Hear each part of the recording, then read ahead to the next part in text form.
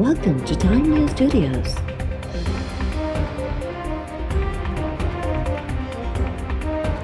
You are watching 4 p.m. Bulletin.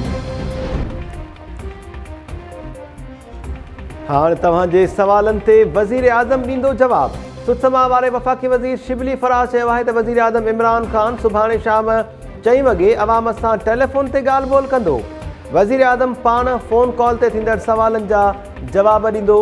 शहरी 05192108009 ते call करे वज़ीर आज़म खां सवाल पुछी सघनि था।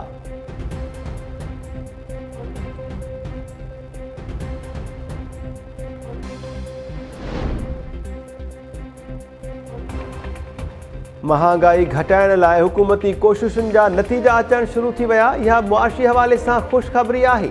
वज़ीर आज़म इमरान ख़ान ट्वीट बयान में चयो आहे त कंज़्यूमर प्राइस इंडेक्स ऐं कोर इन्फ्लेशन असांजे इक़्तिदार में अचण वारे दौर खां घटि थी वई। मुआशी टीम खे हिदायत कई आहे त महांगाई ते कंट्रोल खे यकीनी बणायो वञे।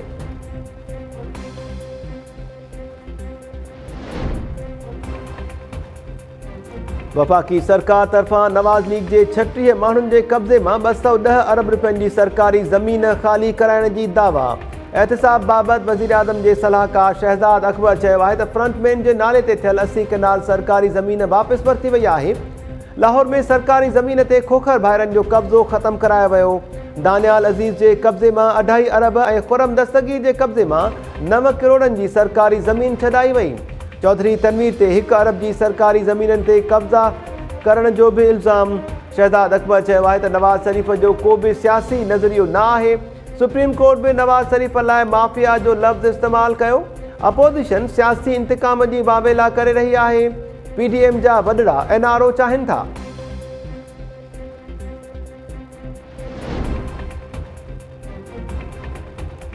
आउं चाहियां त इमरान ख़ान जी हुकूमत हिकु ॾींहुं बि नथी हली सघे। इमरान ख़ान जा मूं ते थोरा आहिनि, तंहिं करे साणसि गॾु आहियां। जंहिंजो साथ ॾींदो आहियां उहो आसमान ते पहुची वेंदो आहे। जंहिंजो साथ छॾींदो आहियां उहो ॿुड़ी थी वेंदो आहे। दिफ़ा वारे वफ़ाक़ी वज़ीर परवेज़ खटक नौशहरा में कारकुननि खे ख़िताब कंदे चयो आहे त मूंखे सियासत में को बि दोखो नथो ॾेई सघे। अपोज़िशन बि इज़त कंदी आहे ऐं हू बि असेंबली मेंबर्स जो ख़्यालु रखंदो आहे।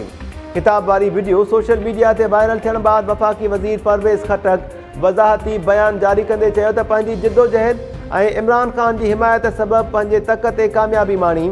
नौशहरा वारी तक़रीब में चयो हो त वज़ीर आज़म जा मूं ते थोरा आहिनि। आउं साणसि मुख़लिस आहियां। ज़मीनी चूंडुनि में अपोज़िशन खे शिकस्त ॾींदासीं।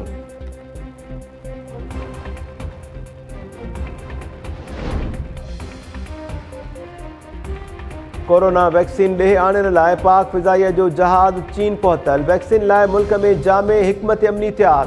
इस्लामाबाद में वैक्सीन रखण लाइ घुर्बल इंतज़ाम मुकमल कया विया। NCOC मूजिबि सिंध ऐं बलोचिस्तान सूधो ॿियनि सूबनि खे कोरोना वैक्सीन ॾिनी वेंदी।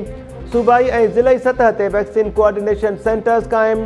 वफ़ाक़ी वज़ीर असद उमर चयो आहे त मुल्क में सरकारी सतह ते मुफ़्त वैक्सीन लॻाई वेंदी। वैक्सीन लॻाइण जो अमल अंगारे या अरबा खां शुरू थी वेंदो। 1 करोड़ 70 लख दस्तियाब वैक्सीन जा समूरा डोज़ हलंदड़ साल जे जून महीने ताईं मिली वेंदा।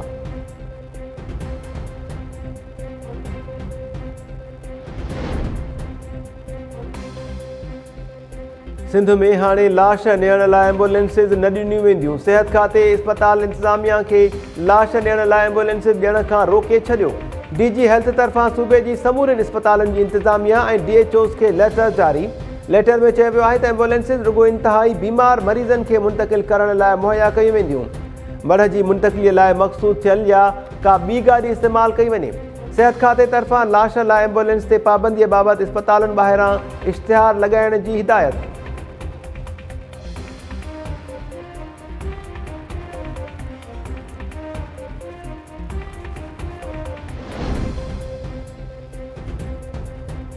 कोरोना वायरस सबबि दरगाहूं बंदि करण बाबति सिंध हुकूमत जे नोटिफिकेशन जो अॼु मुदो ख़तमु थी रहियो आहे।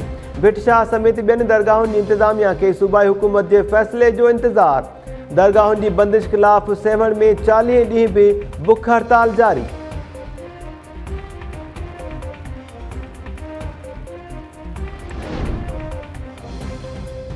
थर में नायाब नस्ल जो हरण ऐं तितरनि जे गैरक़ानूनी शिकार जो इंकिशाफ। ॻोठ झगेलो वेझो 62 शिकारी नायाब हरण मारे छॾियो। वाइल्ड लाइफ खाते जे अमलदारनि जो चवणु आहे त उमीद अली शाह नाले शिकारी पाण खे पीपल्स पार्टी MNA ख़ुर्शीद शाह जो माइट सॾाए रहियो आहे। खेसि शिकार खां रोकियो पर नथो मुड़े।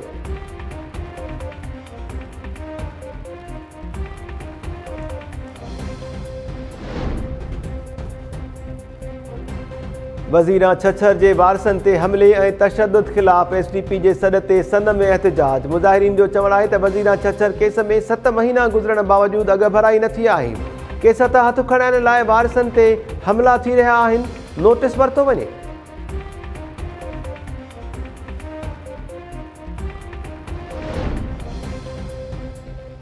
कराचीअ जी ख़ानगी इस्पताल इंतिज़ामिया जी मुबैना लापरवाहीअ सबबि फ़ौत थियल नारी नाज़िया सोलंकी जे वारसनि जो प्रेस क्लब वारो एहतिजाज।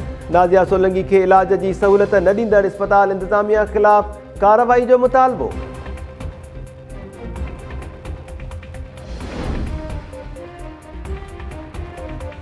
हाला भरसां क़ौमी शाहराह ते कार जे टकर में मोटरसाइकिल सवार नींगर फ़ौत, संदसि वालिद ज़ख़्मी थी पियो।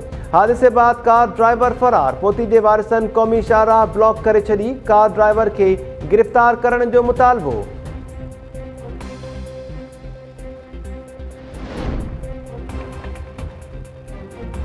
धरती धड़नि जे हक़नि ते धाड़ा नामंज़ूर। सिंध जे मेडिकल इदारनि में ॿियनि सूबनि जे शागिर्दनि खे दाख़िला ॾियण लाइ जाली डोमिसाइल जारी करण ख़िलाफ़ सख़्त रद्दअमल। ट्विटर ते Sindh rejects bogus domiciles top trend बणिजी वियो। सिंध वासियुनि जो चवणु आहे त जाली डोमिसाइल जे मसइले ते चूंडियल नुमाइंदनि जी ख़ामोशीअ मां ज़ाहिर आहे त उहे बि साज़िश जो हिसो आहिनि। जाली डोमिसाइल रखंदड़ शागिर्दनि जूं दाख़िलाऊं ऐं नौकरियूं ख़तमु कयूं वञनि। सिंध में जाली डोमिसाइल ठाहे ॾींदड़ कामोरनि सूधो सरकारी मुलाज़िमनि ख़िलाफ़ कार्रवाई जो बि मुतालबो।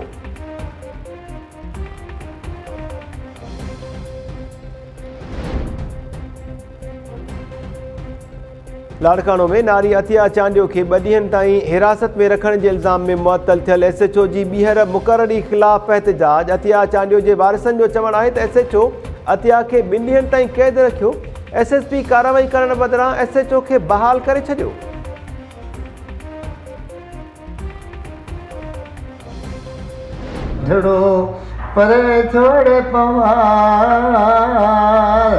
दम मुके पल न विसरेड़े धड़। इस्पताल में आयो मञा बिस्तरे ते जे भला हुकूमत असांजी न कंदी त पोइ असांजी जान त हली वेंदी। दम मुके पल न विसरेड़े धड़।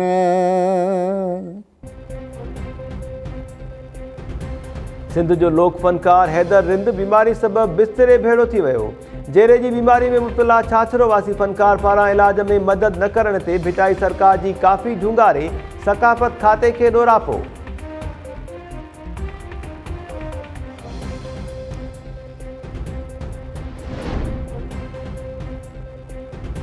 सामारो वेझो बाहि लॻण सबबि चइनि पोहरतनि जा घर सड़ी रख। ॻोठ पीर इमरान जान सरहंदी में ओचितो बाहि लॻी, जंहिं मोशू ख़ासकेली ऐं पीरू ख़ासकेली समेत 4 पोहरतनि जा अझा साड़े छॾिया। मुतासिर खुलियल आसमान हेठि वेठल।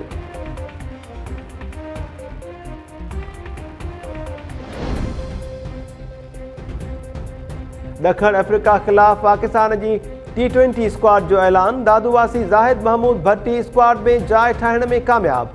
मोहम्मद हफ़ीज़ स्क्वाड मां ॿाहिरि। बाबर आज़म, हैदर अली, खुशदिल शाह, हुसैन तलत, दानिश अज़ीज़, आसिफ अली, इफ्तिखार अहमद, सरफराज़ अहमद ऐं ॿियनि रांदीगरनि खे स्क्वाड में शामिल कयो वियो।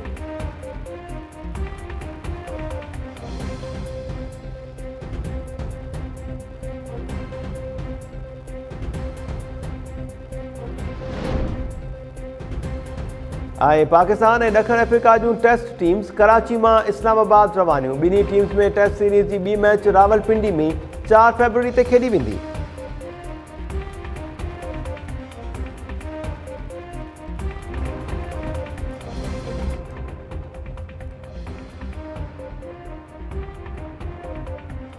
अस्सलाम वालेकुम नाज़रीन, टाइम न्यूज़ में अव्हांखे भली कार चऊं था।